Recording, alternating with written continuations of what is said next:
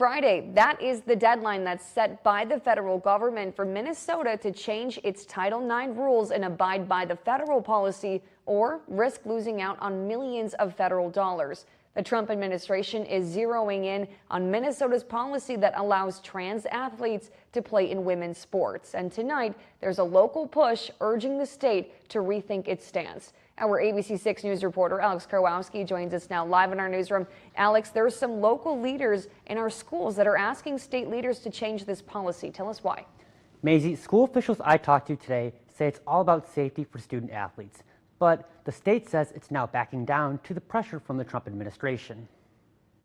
Last week, the U.S. Department of Education's Office of Civil Rights issued a notice that the Minnesota State High School League and the state's Department of Education were not complying with federal Title IX guidelines because of their policies allowing students to participate in sports teams consistent with their gender identity. It's a ruling Attorney General Keith Ellison says the state intends on fighting, saying in a statement, "I'm fighting to prevent these harmful cuts, stop the administration's bullying of transgender kids who just want to live their lives in peace, and protect the rights and freedoms of all our students in Minnesota." But now, local school officials in our area are signing an open letter urging Ellison and the state to comply with the federal government, with some saying the current rules just aren't fair. There could be non-binary options. The Boston Marathon, the New York Marathon, they both have non-binary divisions. That's a nice compromise and a nice way to allow people to compete. School board members from Chatfield, Glenville Emmons, Hayfield, Dover Ayota, and several others are among many across the state looking for a change.